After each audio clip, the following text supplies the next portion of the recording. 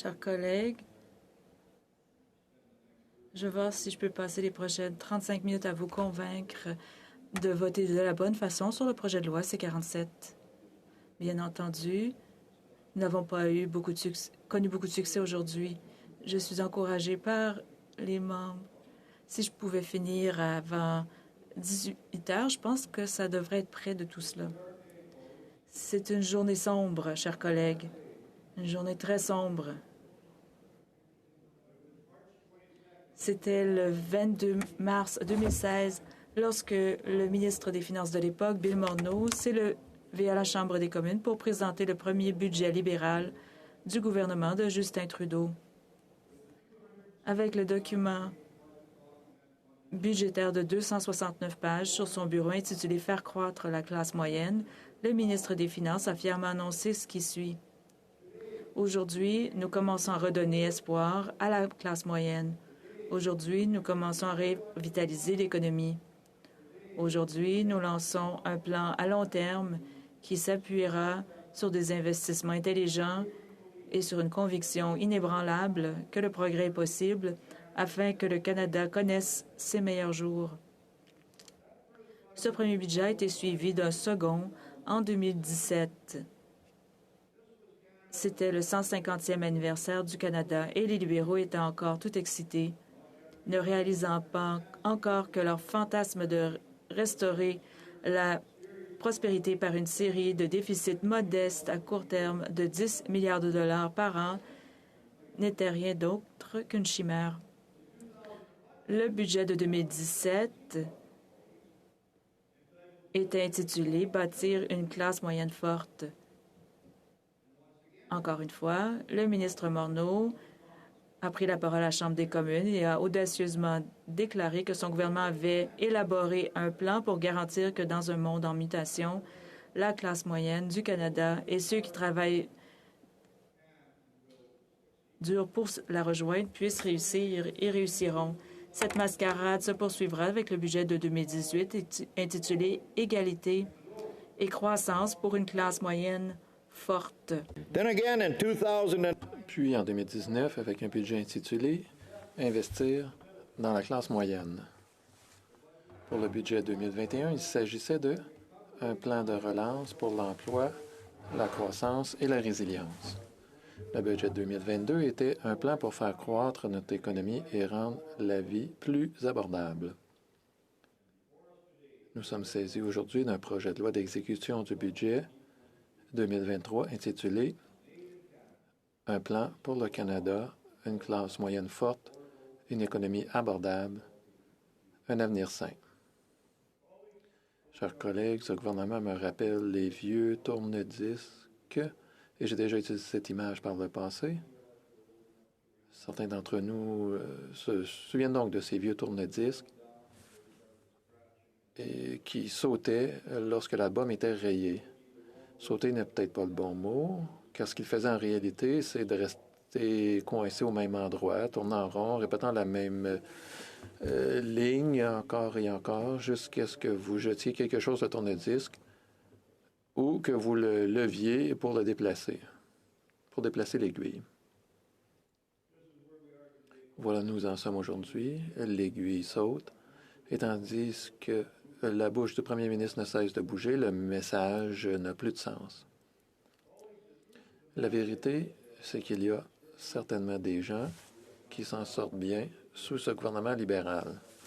Mais la classe moyenne n'en fait pas partie. Après 8 ans de règne du premier ministre Justin Trudeau, tout semble brisé. L'inflation paralyse les classes moyennes et inférieures. Le niveau d'endettement sont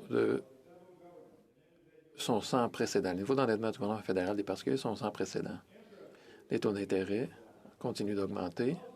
Le prix du logement,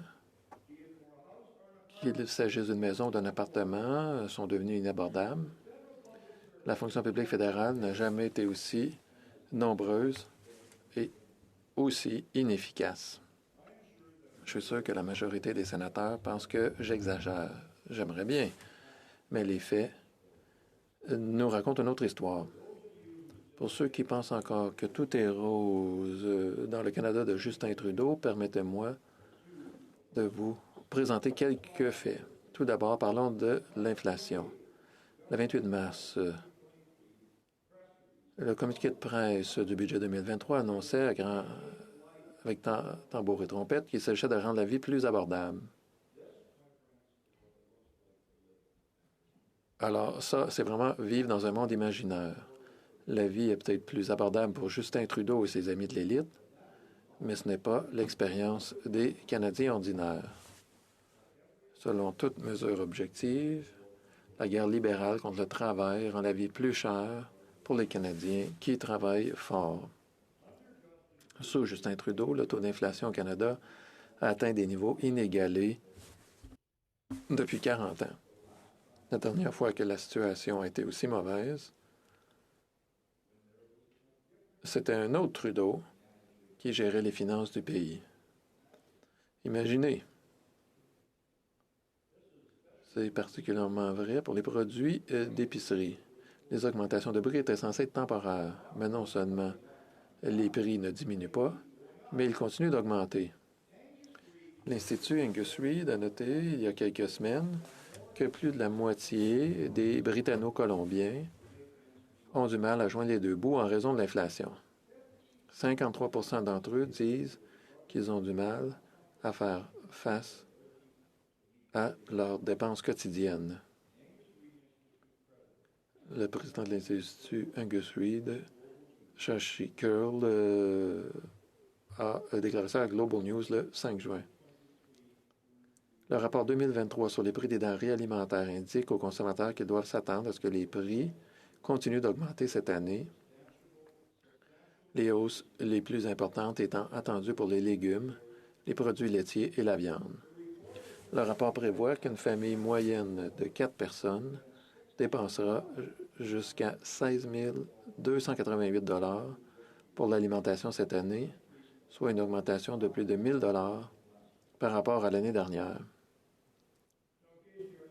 Au cas où vous ne connaîtriez pas le rapport annuel sur le prix des denrées alimentaires, je tiens à préciser qu'il ne s'agit pas d'une création de la recherche de l'opposition du Parti conservateur.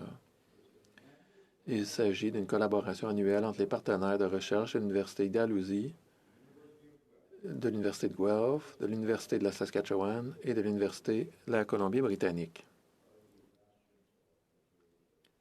Ce ne sont pas des bastions du Parti conservateur.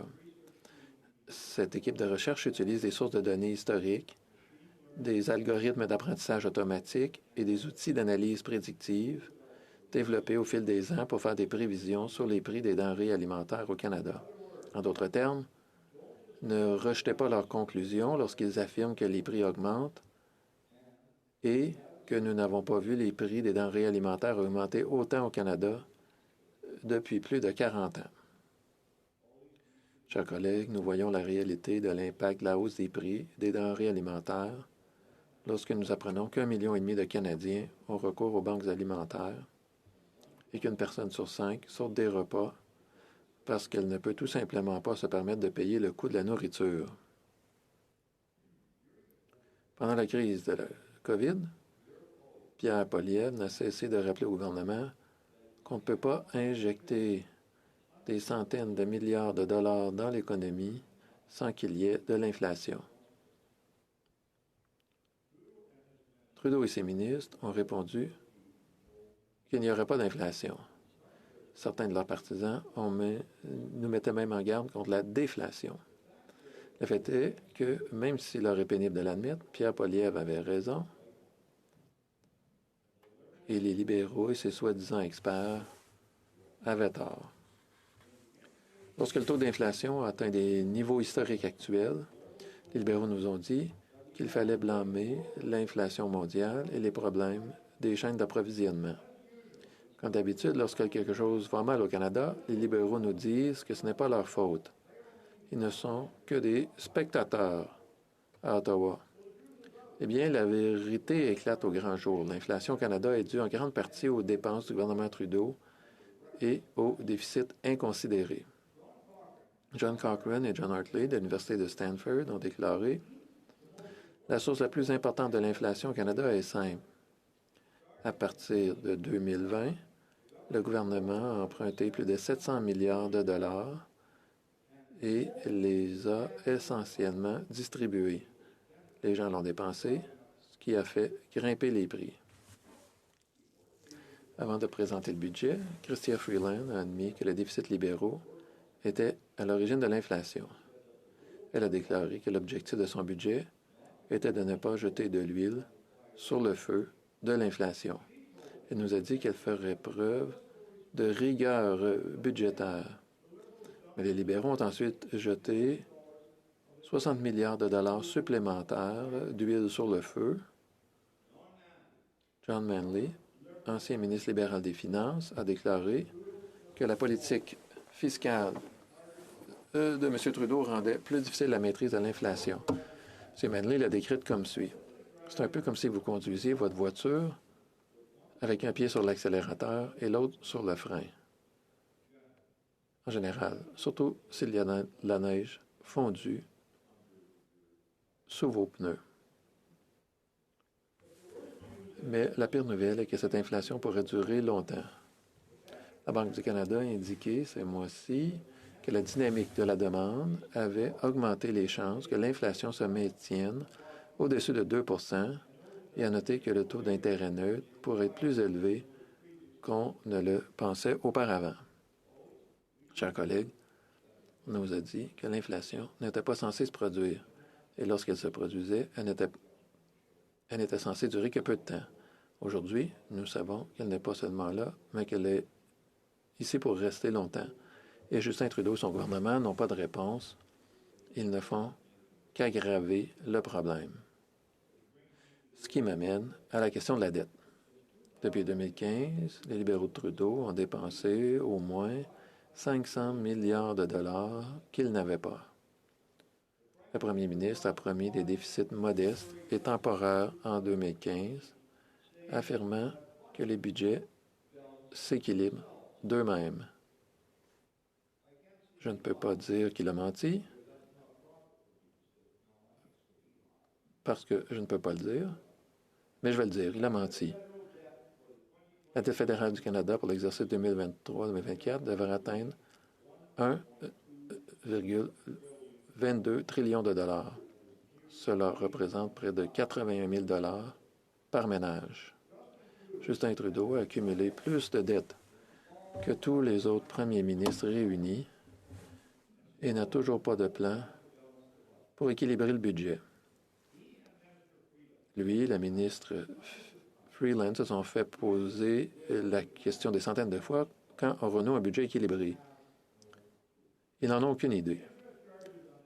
Les dépenses d'intérêt sur la dette nationale s'élèveront à 44 milliards de dollars cette année. Cela représente une augmentation de 19,5 milliards de dollars par rapport à avant la pandémie, soit une augmentation de 80 %. Pendant la crise de la COVID, Justin Trudeau nous a dit que le gouvernement fédéral empruntait tout cet argent pour que les Canadiens ordinaires n'aient pas à le faire. Premièrement, lorsque le gouvernement fédéral emprunte de l'argent, ce sont les Canadiens qui l'empruntent. Au début du mois, l'agence de notation TransUnion a indiqué que la dette cumulée des particuliers canadiens avait atteint un nouveau record. 2 320 milliards de dollars. Les ménages canadiens sont aujourd'hui plus endettés que ceux de n'importe quel autre pays du G7, puisque cela représente 185 % de leurs revenus disponibles et le montant de leur dette est désormais supérieur à la valeur de l'ensemble de l'économie du pays. Le Fonds monétaire international a lancé un avertissement il y a quelques semaines. Le Canada court le plus grand risque de défaillance hypothécaire parmi les économies avancées. Selon Equifax, les dépenses des Canadiens par carte de crédit sont supérieures de 21,5 % au niveau enregistré avant la pandémie. Au premier trimestre, 175 000 consommateurs supplémentaires ont manqué des paiements sur au moins un produit non hypothécaire ce qui représente une augmentation de 18,8 par rapport au premier trimestre 2022. 27 des Canadiens ont déclaré avoir dû emprunter de l'argent à des amis ou à des parents, contracter des dettes supplémentaires ou recourir au crédit pour faire face à leurs dépenses quotidiennes. Les chiffres de Statistique Canada montrent que les faillites ont augmenté de près de 20 par rapport à l'année fiscale précédente. Et pour aggraver la situation, un rapport de RBC indique que ces faillites pourraient augmenter de près de 30 au cours des prochaines années. Il y a quelques semaines, Angus Reid a constaté que 68 des Canadiens déclarent que leurs dettes sont une source de stress pour eux, tandis que parmi les détenteurs d'un prêt hypothécaire, 81 déclarent que leurs dettes sont une source de stress. Le sondage montre que près de 50 des personnes interrogées déclarent que leur situation financière est pire qu'en juin dernier. Et c'était avant la dernière hausse des taux d'intérêt. Ces niveaux d'endettement sont particulièrement effrayants lorsque l'on voit les taux d'intérêt augmenter. En fait, 57 des Canadiens déclarent que si les taux d'intérêt augmentent, ils connaîtront des difficultés financières. Le 7 juin, la Banque du Canada a porté son taux d'intérêt de référence à 4,75 son niveau le plus élevé depuis mai 2001, ce qui a eu pour effet d'augmenter le coût de tous les produits de prêt. La ministre des Finances, Chrystia Freeland, a déclaré que l'augmentation des taux d'intérêt ferait que beaucoup de gens auraient du mal à payer leur hypothèque. Je vais la citer. Il y a actuellement beaucoup de Canadiens anxieux, inquiets, lorsqu'ils verront cette mesure prise par la Banque du Canada. C'est tout à fait compréhensible. Je comprends parfaitement cette inquiétude. Les emprunteurs à taux variable seront les premiers à en souffrir. Un propriétaire qui a versé un acompte de 10 sur une maison de 116 000 le prix moyen au Canada en avril, avec un taux variable de 5,55 sur 5 ans, amorti sur 25 ans, paiera 98 de plus par mois ou 1 176 par an sur ses paiements hypothécaires après la dernière augmentation de 25 points de base du taux. Il n'est donc pas étonnant que 64 des Canadiens déclarent que la hausse des taux d'intérêt a un impact négatif, ou plutôt négatif, sur leurs dépenses personnelles, selon un sondage réalisé ce mois-ci par le groupe de recherche Nanos. Mais ce ne sont pas seulement les détenteurs d'hypothèques ou d'autres personnes endettées qui souffriront de l'augmentation des taux d'intérêt, mais tous les contribuables. Comme je l'ai dit précédemment, le service de la dette du gouvernement fédéral pour l'exercice en cours est estimé à 43,9 milliards de dollars. Cet argent n'est plus disponible pour des priorités telles que l'aide à un plus grand nombre de Canadiens, le financement adéquat de notre système de soins de santé ou de nos forces armées. Et avec une dette de 1 200 milliards de dollars, toute augmentation de 25 points de base du taux d'intérêt sur les emprunts de l'État se traduit par une augmentation de 3 milliards de dollars du coût du service de la dette. Après 8 ans de mandat de Justin Trudeau, nous risquons de connaître une grave crise du crédit si les taux d'intérêt ne baissent pas rapidement, ou pire, s'ils continuent à grimper. Et que fait le gouvernement Trudeau? Rien. Au contraire, il jette de l'huile sur le feu en augmentant leurs dépenses. Un rapport de la CIBC publié ce mois-ci le dit clairement. La réduction des dépenses publiques pourrait soulager la Banque du Canada de la pression qu'elle exerce sur l'inflation et contribuer à limiter la douleur des Canadiens endettés. En parlant d'un problème que les politiques de M. Trudeau ne font qu'aggraver, permettez-moi de m'attarder sur le logement. Depuis que Justin Trudeau a promis de rendre la vie plus abordable pour la classe moyenne en 2015, le coût du logement a doublé au Canada. Chers collègues, regardez les chiffres. Sous Justin Trudeau, la mise de fonds nécessaire pour acheter un logement a doublé, passant de 22 000 à 45 000 $. Les versements hypothécaires pour une nouvelle maison ont plus que doublé, passant de 1 400 $ par mois à plus de 3 100 $. Le loyer au Canada a doublé, passant de 1 172 à 2 153 $ pour un appartement de 2 chambres à coucher. Et il a plus que doublé dans plusieurs des plus grandes villes du Canada. En 2015, les Canadiens consacraient 39 % de leur salaire au paiement mensuel de leur logement. Sous Justin Trudeau, ce pourcentage est passé à 62 %. En juin 2023, avant la dernière augmentation des taux, Angus Reid a constaté que 54 % des locataires et 45 % des détenteurs d'un prêt hypothécaire estimaient que leur paiement mensuel pour le logement était difficile ou très difficile à gérer, et ces prix excluent des pans entiers de la population canadienne du marché de l'immobilier.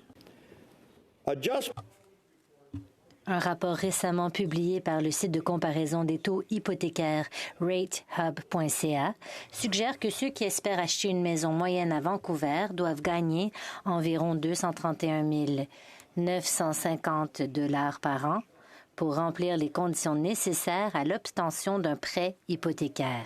Ce calcul tient compte du prix moyen d'une maison dans la région de Vancouver, qui est de 1,2 million de dollars. C'est terrible. Cela fait en sorte que le problème d'accessibilité des logements oblige les adultes âgés de 34 ans et moins à fuir les villes où ils ont grandi. Les jeunes Canadiens repoussent également le mariage et attendent plus longtemps avant d'avoir des enfants, selon un rapport Desjardins datant de mai 2023. La stratégie de logement de M. Trudeau a financé la construction de 106 000 logements depuis 2019. Pourtant, selon la Société canadienne d'hypothèques et de logement, la pénurie est estimée à 400 000 logements par an et les constructeurs ne répondent pas à la demande. En mai 2022, la SCHL a identifié l'offre comme le principal problème affectant l'accessibilité du logement au Canada et il a indiqué que les nouvelles mises en chantier ont eu du mal à suivre la croissance de la population dans certaines des grandes villes du pays. Pour rétablir l'accessibilité, le Canada aura besoin de 3,5 millions de logements supplémentaires d'ici 2030, en plus de ceux qui sont déjà en cours de construction. Selon l'économiste en chef adjoint de la SCHL, l'approche du Canada en matière d'offres de logement doit être repensée et faire l'objet d'une approche différente. Un rapport de RBC Capital Markets datant de juin 2023 contenait un avertissement de mauvais augure. Le point de non-retour pour résoudre le problème de l'accessibilité du logement, en particulier à Toronto et à Vancouver, est probablement dépassé. Et pourtant, chers collègues, au milieu de cette crise, la page de web de la SCHL s'ouvre sur cette déclaration. Nous sommes animés par un seul objectif, un logement abordable pour tous. Vous pourriez aussi remplacer ce titre par « Ce gouvernement libéral est en train de nous faire échouer sur toute la ligne ». Ce serait drôle si la situation n'était pas aussi grave. On pourrait penser que les libéraux de Trudeau exercent des pressions sur la SCHL et que des têtes tombent. Mais ne vous inquiétez pas, chers collègues, ce n'est pas le cas. Tout se passe comme si de rien n'était à la SCHL et les hauts responsables reçoivent tous leurs primes de performance, même s'il n'y a pas de rendement. Et une fois de plus, le ministre ne fait rien. Ce titre du 19 mai 2023 en dit long. Le ministre du Logement, Ahmed Hussen, a déclaré que les constructeurs devraient construire plus de logements, mais il n'a pas présenté de nouvelles propositions pour résoudre le problème de l'offre de logements. Une fois de plus, les libéraux agissent comme s'ils étaient des témoins impuissants de leur propre naufrage. En parlant d'épave, c'est l'ensemble de l'appareil fédéral qui est maintenant dysfonctionnel après 8 ans de Justin Trudeau. Et cet article est tiré du Globe and Mail du 24 mars. Sous le libéral Sous le gouvernement libéral fédéral, la taille du noyau dur de la fonction publique n'a cessé de croître au cours des 8 dernières années. En même temps, il s'appuie de plus en plus sur des sous-traitants. Il n'y a pas un seul domaine qui ait un impact plus important sur les dépenses. Les dépenses de personnel représentent la moitié du budget de fonctionnement d'Ottawa et pourtant, peu d'efforts ont été faits pour démontrer si cela a permis d'améliorer l'efficacité des programmes. Le directeur parlementaire du budget a déclaré que les dépenses fédérales en personnel ont augmenté de près de 31 % entre les exercices 2019-2020 et 2021-22.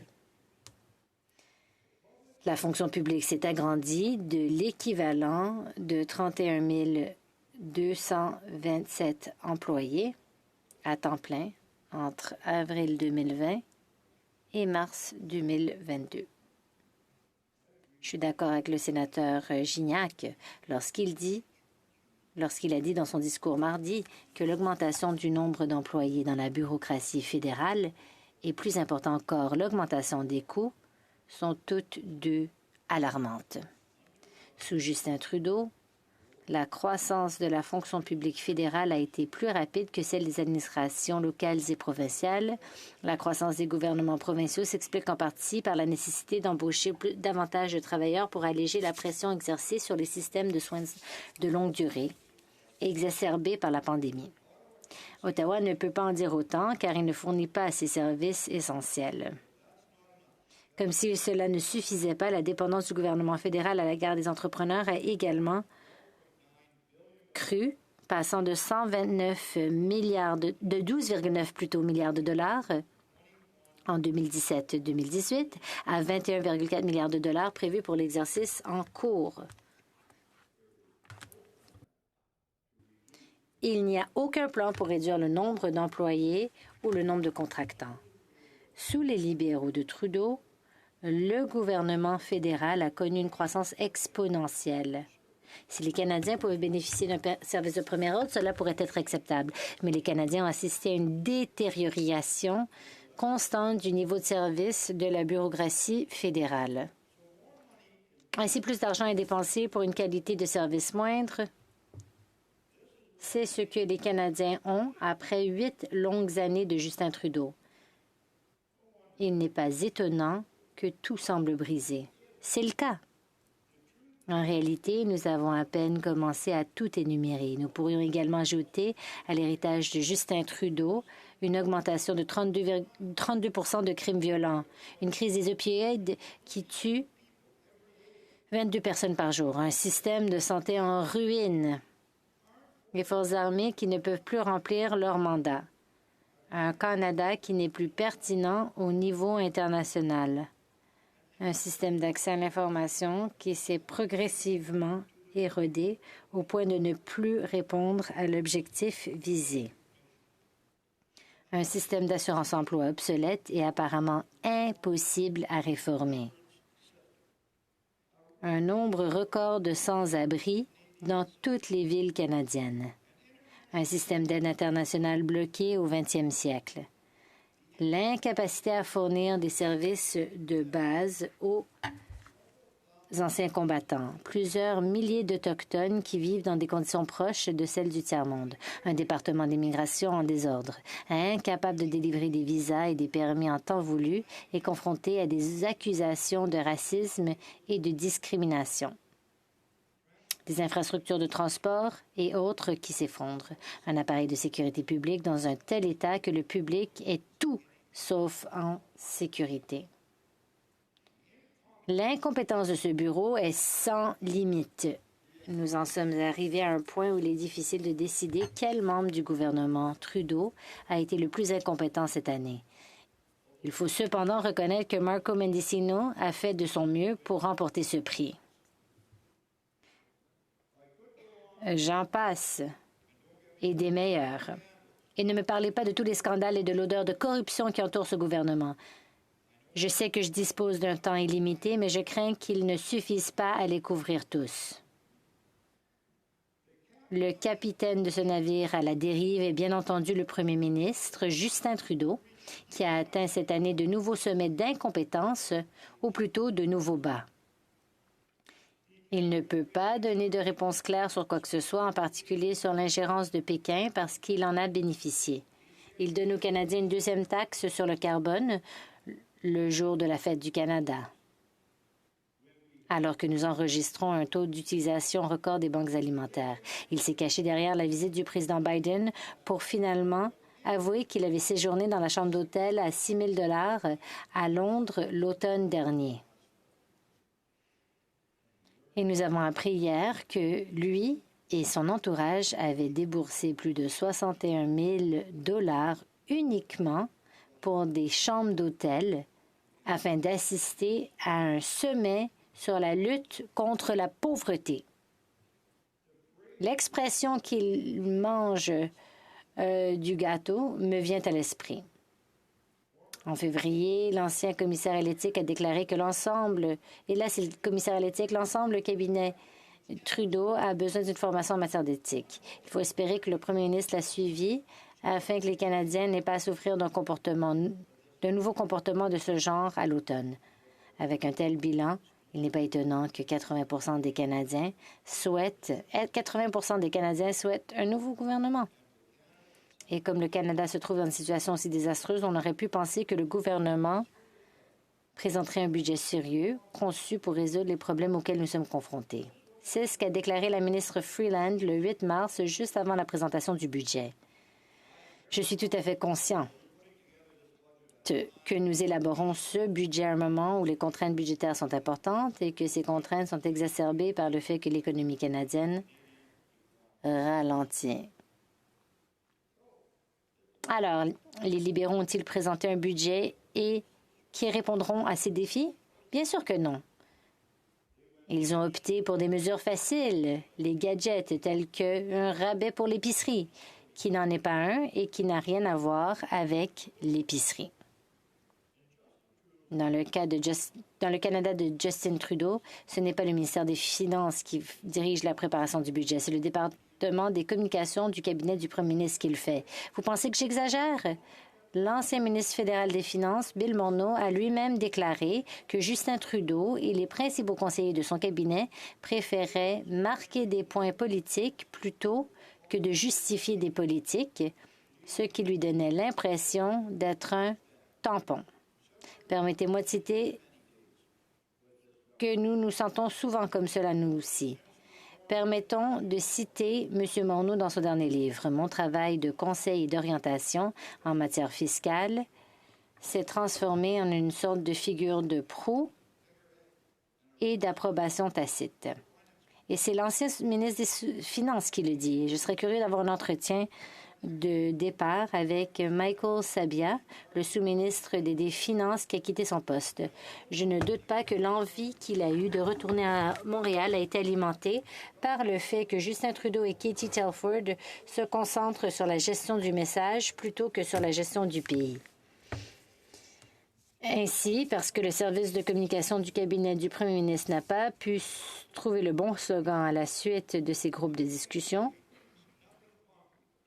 on ne trouve rien de concret dans le budget sur la manière dont le gouvernement entend gérer l'économie. Quel est le plan de lutte contre l'inflation? Quand est-ce que le budget sera équilibré? Quand est-ce que le secteur public obèse se mettra au régime? Comment relever les défis auxquels font face les Canadiens? Justin Trudeau et compagnie n'en ont aucune idée. Les budgets consistent à décider où dépenser et tout aussi important, où ne pas dépenser. Le plus grand échec budgétaire des libéraux de Trudeau a été leur insistance à ignorer ce principe de base d'une finance saine et à superposer chaque année de nouvelles dépenses aux anciennes, tout en ignorant allègrement la pression croissante de la dette nationale. Et au lieu de s'attaquer aux défis très réels auxquels les Canadiens font face, ce gouvernement insiste pour les aggraver avec cette loi d'exécution du budget. Je n'entrerai pas dans les détails du projet de loi C-47. Plusieurs sénateurs ont souligné les faiblesses de ce projet de loi, qui non seulement ne résoudra en rien les problèmes auxquels nous sommes confrontés, mais qui, plus est, il les aggravera. Permettez-moi toutefois de souligner certains problèmes soulevés par ce projet de loi et par la politique fiscale globale du gouvernement Trudeau. Comme je l'ai dit, les libéraux de Trudeau ajoutent plus de 60 milliards de dollars de nouvelles dépenses, ce qui se traduit par un montant stupéfiant de 4 200 dollars par famille.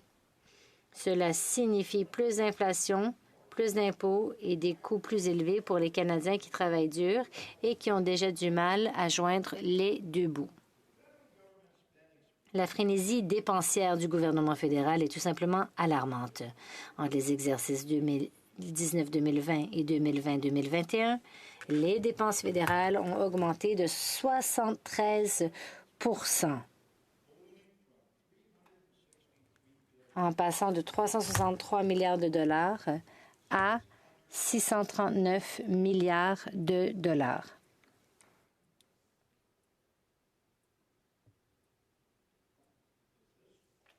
S'il ne s'agissait que d'une mesure ponctuelle due à la pandémie, nous pourrions peut-être dormir sur nos deux oreilles. Mais cette mesure a été prise par un gouvernement qui avait déjà l'habitude de dépenser sans compter. Ainsi, avant d'excuser le bilan de ce gouvernement qui a englouti l'argent des contribuables à cause de la pandémie, il faut savoir que le budget de cette année ne prévoit aucune dépense pour la COVID et que pourtant les dépenses du gouvernement fédéral sont encore 37 % plus élevées que celles d'avant la pandémie. Cela correspond à une augmentation annuelle moyenne des dépenses d'environ 12 %, ce qui est tout simplement insoutenable. Mais cela ne s'arrête pas là. Chers collègues, en fait, ce gouvernement n'a aucun plan pour maîtriser les dépenses. Les dépenses devraient atteindre 556 milliards de dollars d'ici 2027-28, soit presque le niveau des dépenses du COVID, mais sans le COVID. Dieu nous préserve d'une nouvelle pandémie. Pour ne rien arranger, cette hausse incontrôlée des dépenses a été financée par des déficits, ce qui a entraîné une augmentation spectaculaire de la dette fédérale nette qui passera de 813 milliards de dollars en 2019-2020 à un montant stupéfiant de 1 300 milliards de dollars en 2022-23. D'ici 2027-28, la dette d'Ottawa devrait dépasser les 400 milliards de dollars. Une chance qu'on aura des élections qui arriveront avant et que Pierre Poilievre et compagnie feront de leur mieux pour nous ramener à la raison. Cela signifie que vous devez vous préparer pour la charge imminente que représente la montée en flèche du coût de service à la dette. Grâce aux dépenses inconsidérées de ce gouvernement et à l'augmentation des taux d'intérêt, nous sommes sur le point de connaître les coûts du service de la dette le plus élevé de l'histoire, de 20,4 milliards de dollars en 2021. Les intérêts de la dette ont fait un bond de 20 % en 2022 et devraient augmenter de 41 % en 2023 et de 27 % en 2024. D'ici 2028, les coûts annuels du service de la dette devraient dépasser la somme stupéfiante de 50 milliards de dollars, dépassant ainsi les sommets atteints dans les années 1990. Permettez-moi de citer un extrait du bulletin Global Economics de la Banque Scotia du 29 mars, qui fait état des résultats suivants obtenus par le gouvernement en raison de ses dépenses excessives et inconsidérées. Il a contribué à certaines des pressions inflationnistes qui représentent un impôt très régressif pour les Canadiens à faible revenu et à revenus modestes. Cela a contribué à ce que le taux directeur de la Banque du Canada soit plus élevé qu'il ne l'aurait été autrement. Cela a contribué à la pénurie de la main-d'œuvre, car les emplois dans le secteur public ont augmenté de 420 000 depuis la veille de la pandémie et représentent 51 % de tous les emplois créés au Canada au cours de cette période. Il n'est donc pas étonnant que les entreprises aient du mal à trouver des travailleurs. Cela a contribué à l'augmentation des pressions sur les salaires. Cela a aggravé les problèmes de compétitivité par des dépenses principalement axées sur les transferts sociaux redistributifs. Le bulletin se termine ainsi. Ce budget aggrave les déséquilibres macroéconomiques et divise les gens à un moment où l'unité est nécessaire pour relever les défis du pays. Le gouvernement est accro aux dépenses élevées et aux coûts portés à certains intérêts qui sèment la discorde. Rien n'est fait pour répondre aux pressions en matière de productivité et de compétitivité qui s'accentuent d'année en année. Les grosses dépenses, les gros déficits, l'endettement, les impôts élevés, l'inflation élevée et les difficultés du marché obligataire ne sont pas la voie de la prospérité. Non, chers collègues, ce n'est pas Pierre Poilievre qui a écrit ce texte. Il s'agit de Derek Holt, le vice-président et responsable de l'économie des marchés financiers de la Banque Scotia. Les Canadiens ne peuvent tout simplement pas se permettre les déficits inflationnistes sans fin de Justin Trudeau. Nous le constatons tous les jours. Les prix des biens essentiels tels que la nourriture, le logement et le carburant atteignent des sommets. Aujourd'hui, l'introduction d'une deuxième taxe sur le carbone par la coalition NPD libéraux ne fait qu'exacerber le problème. Cette deuxième taxe sur le carbone fera grimper les taxes sur le carbone jusqu'à 61 % par litre, ce qui augmentera encore le prix du gaz, du chauffage et des produits d'épicerie. 61 cents par litre.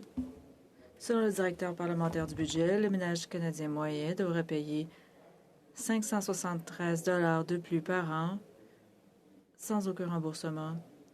Dans certaines provinces, les familles pourraient avoir à payer jusqu'à 1 157 $. Cela signifie que les taxes combinées sur le carbone coûteront aux familles canadiennes jusqu'à 4 000 $ par an. Encore une fois, pour citer le rapport de la Banque Scotia que j'ai mentionné, les dépenses importantes, les déficits élevés, les dettes importantes, les impôts élevés, l'inflation élevée et les difficultés du marché obligataire ne sont pas la voie vers la prospérité. Pourquoi les économistes et les Canadiens ordinaires comprennent-ils cette réalité, mais pas le gouvernement libéral?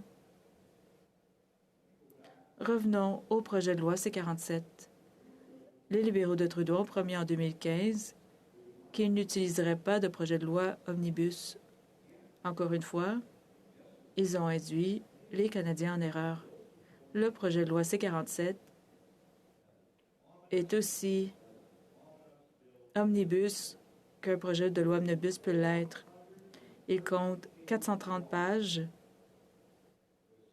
et 681 articles couvrant plus de 60 mesures différentes touchant des lois qui n'ont rien à voir avec la politique fiscale et budgétaire du gouvernement.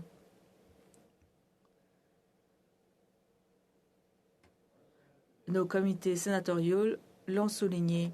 Plusieurs mesures du projet de loi C-47 auraient dû faire l'objet de projets de loi distincts.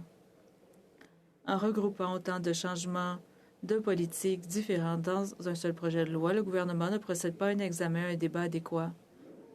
Les libéraux ont, à juste titre, dénoncé cette situation en 2015. Mais après 8 ans au pouvoir, ils utilisent toujours cette astuce législative, comme ils l'ont appelée à l'époque. D'ailleurs, dans le même paragraphe de leur programme de 2015, les libéraux ont promis de ne pas recourir à la prorogation pour éviter des circonstances politiques difficiles. Ils n'ont pas tenu cette promesse lorsque le scandale de la We Charity était sur la sellette. J'ai hâte de voir s'ils feront à nouveau cela cet été pour éviter d'être examinés sur leur innombrable scandale. Autre chose qui mérite d'être mentionnée, l'utilisation par les libéraux de Trudeau de mesures fiscales rétroactives. Traditionnellement, c'est un domaine que le gouvernement évite. Les contribuables ont le droit d'organiser leurs affaires pour réduire leurs charges fiscales, mais pour cela, il faut connaître les règles. Changer les règles du jeu rétroactivement est injuste.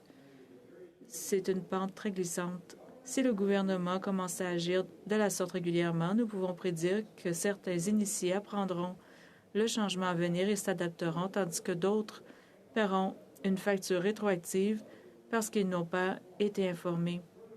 De plus, Le gouvernement rend de plus en plus difficile l'obtention de toutes les informations sur ces dépenses. La sénatrice Marshall dénonce cette tendance depuis des années.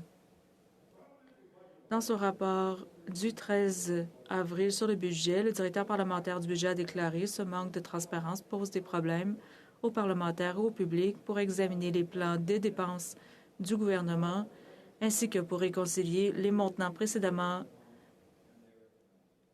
provisionnés et ceux qui ont été annoncés. Le Hill Times a récemment publié un article à ce sujet. Plus de 30 milliards de dollars de dépenses n'ont pas pu être examinés par le Parlement. Comme c'est souvent le cas avec les libéraux, on se demande si c'est à cause de leur incompétence ou s'ils veulent cacher des choses plus sinistres. Le 29 mars, le Globe and Mail a qualifié le budget de fantaisie fiscale. Le budget libéral est construit sur un nuage de projections qui ne tiennent pas la route et sur l'espoir que les Canadiens souffrent d'amnésie collective.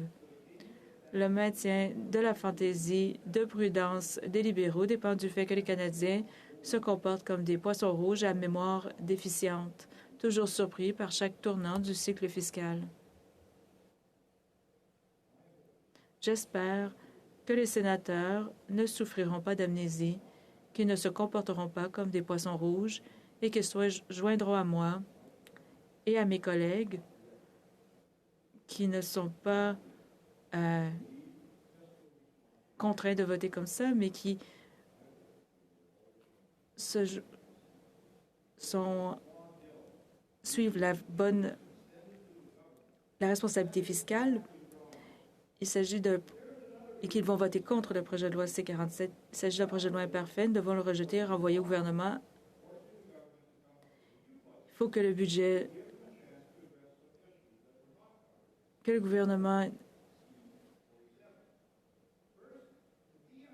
soit forcé à présenter un nouveau budget qui lui donnerait l'occasion d'aborder des questions qui n'ont pas été couvertes par le projet de loi C-47. Ce qui me brise le cœur, c'est que pour les jeunes Canadiens comme mes petits-enfants et vos petits-enfants, le rêve de posséder une maison restera probablement ce qu'il est, un simple rêve. Les libéraux de Trudeau n'ont aucune réponse à donner en matière de logement. Ce budget ignore la crise du logement, a déclaré l'économiste Mike Moffat du Smart Prosperity Institute. Dans une analyse du budget de 2023, Moffat a déclaré que la plupart des références au logement étaient des réannonces de mesures passées, de mise à jour sur l'état d'avancement de mesures qui n'ont pas encore été mises en œuvre. La proposition visant à libérer des terres fédérales pour la construction de logements, les mesures visant à réduire les formalités administratives pour les nouvelles constructions, même les crédits d'impôt sur les matériaux de construction étaient absents. Il n'y a pas de plan pour nos forces armées. Tous les pays de l'OTAN semblent pouvoir atteindre le seuil des 2 % de dépenses militaires, sauf le Canada. Nous sommes les profiteurs de l'OTAN, heureux de faire des discours sur l'importance de la défense de la démocratie, mais peu enclins à faire des efforts. Nous devrions tous avoir honte. Il n'y a pas de plan long terme pour payer tous ces bonbons que les libéraux lancent à leurs alliés néo-démocrates. Comment allons-nous payer pour le régime de soins dentaires, le régime de garderie et le régime de médicaments extra bientôt annoncés? Je ne sais rien. Je suppose qu'on empruntera davantage d'argent. Rappelez-vous, en un an, le coût du régime de soins dentaires a doublé. Qu'en sera-t-il dans 5 ans? Justin Trudeau n'a pas de plan pour lutter contre l'inflation, aucun plan pour réduire les dépenses du gouvernement, aucun plan pour revenir à un budget équilibré. Alors que les Canadiens commencent à manquer d'argent, Justin Trudeau est à court d'idées. Ce qui est plus inquiétant, c'est qu'il est évident que ce gouvernement n'a aucune solution pour les perspectives à long terme de l'économie canadienne. En raison d'une productivité médiocre, de la faiblesse des investissements des entreprises, de la pénurie de main-d'œuvre et la nécessité de passer à un avenir moins pollué par le carbone, l'économie canadienne devrait connaître une croissance économique très faible. Permettez-moi de citer ce que David Rosenberg, fondateur du cabinet d'études indépendant Rosenberg Research and Associates, a déclaré au début du mois. Il s'agit de la 4e baisse consécutive de la productivité canadienne et de la 10e contraction au cours des 11 derniers trimestres. La tendance d'une année à l'autre est de moins 1,8 %, soit 2 fois plus qu'aux États-Unis. Aussi, sachez que le niveau de productivité était le plus faible au premier trimestre de 2023 qu'au premier trimestre de 2017. Bel héritage pour le gouvernement de Justin Trudeau. Fin de la citation. Le budget de 2023 et le projet de loi C-47 ne disent rien sur la façon dont le gouvernement a relevé ces défis. Il semble que les mots productivité, investissement ou croissance soient étrangers aux libéraux de Trudeau. Ils sont tellement occupés à redistribuer les richesses et à faire signe de leur vertu à leur cible démographique qu'ils en oublient de faire leur travail. Il s'agit de créer la richesse et de s'assurer que tout le monde s'en porte mieux. Nous savons tous que Justin Trudeau et Stephen Guilbeault veulent tuer non seulement l'industrie pétrolière et gazière, mais aussi toute autre exploitation des ressources naturelles. Les industries minières et forestières sont attaquées au même titre que les hydrocarbures. Comment remplaceront-ils ces emplois? C'est facile. Nous aurons des emplois verts. Joe Biden a décidé que tous ces emplois verts devaient être créés aux États-Unis. Voilà pour son ami Justin. L'hilarante loi de M. Biden sur la réduction de l'inflation donnera aux promoteurs américains d'énergie verte près de 400 milliards de dollars du contribuable américain, principalement sous la forme de crédits d'impôt. Cela représente 540 milliards de dollars canadiens avec lesquels nous devons rivaliser. La ministre Freeland l'a dit elle-même, nous nous engageons dans une course vers le bas. Et nous sommes prêts de gagner cette course, chers collègues. Comme l'a déclaré Bill Robson, directeur général de l'Institut canadien City Hall, a dit « En ce qui concerne les technologies vertes, j'ai un problème avec le fait que nous soyons dans une guerre d'enchères avec les États-Unis. Ils sont également dans cette sorte d'état d'esprit. Demain n'a pas d'importance. Dépensons aujourd'hui avec toutes leurs subventions. » Nous avons déjà vu cela en action avec Volkswagen et Stellantis en Ontario. Nous parlons de plus de 30 milliards de dollars d'argent du contribuable pour ces deux entreprises. Il ne s'agit pas de l'investissement total dans ce qu'on appelle les emplois verts. Il s'agit uniquement de deux entreprises. Cela signifie que les contribuables canadiens paieront 2 fois pour l'énergie verte, une fois par le biais de la taxe fédérale sur le carbone et une deuxième fois par le biais de crédits d'impôt et d'autres subventions. Les citoyens américains ne paient pas de taxes sur le carbone. Et pour ne rien arranger, les États-Unis, sans taxe carbone nationale, ont atteint leurs objectifs de réduction d'émissions de gaz à effet de serre pour 2020, alors que le Canada, avec le même objectif, n'y est pas parvenu. Les émissions américaines ont diminué de 20 % par rapport au niveau de 2005 en 2020, alors que le Canada n'a baissé les siennes que de 9,3 %. Et si nous faisons le mauvais pari, et si une meilleure technologie de batterie apparaissait dans 5 ans, que se passera-t-il si les voitures ne sont plus électriques mais propulsées à l'hydrogène? Tout cet argent aura disparu. Justin Trudeau a décidé que le Canada lutterait contre le changement climatique à l'aide de taxes et de subventions. Je ne pense pas que nous allions dans la bonne direction, chers collègues. Le gouvernement Trudeau n'a jamais atteint un seul objectif de réduction des émissions de carbone au cours de ses années au pouvoir.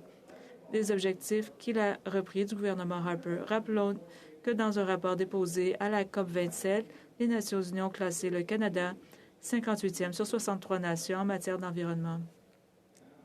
Le Canada est de retour, comme l'a affirmé Justin Trudeau lors de la conférence de Paradis. Le Canada est de retour. En fait, il est en arrière, à la 58e position. Le problème, c'est que nos émissions augmentent.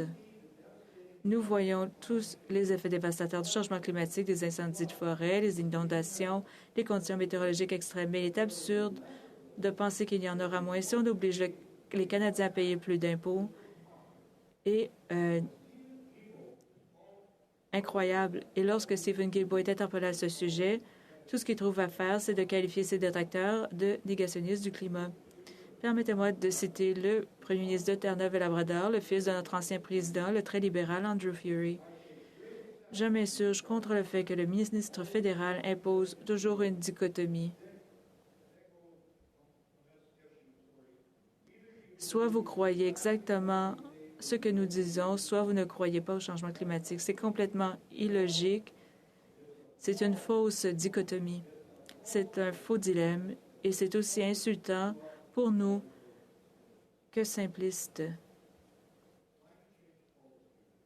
La politique des libéraux de Trudeau en matière de changement climatique n'a rien à voir avec le changement climatique. Elle consiste à taxer les Canadiens. Il ne s'agit pas d'un plan environnemental, c'est un plan fiscal. En réponse à la politique de Joe Biden, le gouvernement a introduit un deuxième volet, un plan d'aide aux entreprises. Les Canadiens donnent aujourd'hui des sommes colossales à des multinationales étrangères dans l'espoir de recréer le succès de l'industrie automobile en Ontario. Compte tenu des antécédents de ce gouvernement, vous me permettrez d'être nerveux à l'égard de ces paris. Chers collègues, n'oubliez pas que les cerveaux qui se cachent derrière ces paris sont les mêmes que ceux qui se cachent derrière les autres politiques environnementales ratées du gouvernement Trudeau, les mêmes cerveaux qui ont imposé à l'Ontario une politique énergétique ridicule que les contribuables paieront pendant des années. Plusieurs sénateurs ont, lors du débat sur le projet de loi C-47 ou en comité, critiqué ce projet de loi et les politiques économiques du gouvernement libéral. Chers collègues, il est temps de joindre le geste à la parole. Vous savez que ce projet de loi est irrécupérable. Vous savez que les politiques de ce gouvernement mènent le Canada dans un mur. Alors soyez à nos côtés et votez contre ce projet de loi. Je m'adresse aux sénateurs qui, je le sais, se considèrent comme fiscalement responsables. Et je m'adresse en particulier aux sénateurs qui ont été nommés ou même élus en tant que conservateurs ou qui disent être conservateurs. Utilisez ce message, ce vote. Soyez là pour le Canada. Envoyez un message au gouvernement. Trop, c'est trop. Il est temps d'être sérieux. Montrez-nous votre côté progressiste conservateur. Montrez-le au Canada. Si le projet de loi C-47 est rejeté par le Sénat, le gouvernement ne tombera pas. Il n'y aura pas d'élection. Mais le gouvernement devra mieux faire. Il y a fort à parier que nous reviendrons ici dans 3 mois avec une nouvelle loi d'exécution du budget. Je voudrais conclure par une dernière diatribe et un message d'espoir. J'en ai assez que le gouvernement ne prenne pas ses responsabilités et agisse comme s'il n'était qu'un figurant dans un film. À l'instar de mon bon ami, le sénateur Gold, à la période de questions du Sénat, il pousse des cris d'orfraie chaque fois que quelqu'un met le doigt sur une de leurs nombreuses faiblesses. Il prétend ne pas être responsable. Il blâme Stephen Harper, Donald Trump, Pierre Poilievre, les provinces en général et chaque premier ministre en particulier. Parfois, il blâme les Canadiens eux-mêmes, car certains d'entre nous ne sont peut-être pas aussi éclairés que les libéraux aimeraient qu'on le soit. Ils expliqueront que c'est à cause de la situation internationale ou d'une décision prise ailleurs. Ils se défilent en disant « et eux », ils se lamentent. Nous n'avons pas eu le temps d'aborder cette question en 8 ans. Chers collègues, les Canadiens en ont assez. Les libéraux, en particulier Justin Trudeau, doivent prendre leurs responsabilités. Ils sont au pouvoir depuis 8 ans. Et avec l'aide du NPD, ils peuvent faire tout ce qu'ils veulent. Les libéraux contrôlent la Chambre des communes et disposent d'une super majorité au Sénat et à la Cour suprême. La fonction publique est aussi obéissante qu'elle l'est toujours lorsque les libéraux sont au pouvoir. Aucun ministre n'oserait remettre en question la position du chef. Quel est donc le problème? Pourquoi ne peuvent-ils pas nous offrir un plan? Comme je l'ai dit plus tôt, ils n'ont pas de vision. Ils ont oublié pourquoi ils veulent être au pouvoir, si ce n'est que pour profiter des avantages. Ils n'ont aucune idée de ce qu'il faut faire, sauf lorsqu'une personne chargée des communications sort d'un groupe de discussion avec un nouveau gadget. Ils ne sont pas informés par leur personnel, ne lisent pas leur courriel et ne questionnent pas les bureaucrates. Le navire est à la dérive et personne n'est à la barre. Heureusement, il existe une alternative et je vais la proposer ici et maintenant. Voici mon message d'espoir. Pierre Poilievre et les conservateurs feront fonctionner le Canada. Nous ferons baisser les prix en mettant fin à la première et à la deuxième taxe carbone inflationniste ainsi qu'aux dépenses déficitaires qui font grimper l'inflation et les taux d'intérêt. Nous construirons des logements abordables en supprimant les barrières gouvernementales afin de libérer des terrains et accélérer l'obtention de permis de construire. Nous ramènerons à Ottawa le bon sens ordinaire, mais tout d'abord, nous devons rejeter le projet de loi C-47 et obliger le gouvernement à faire son travail. Merci, chers collègues.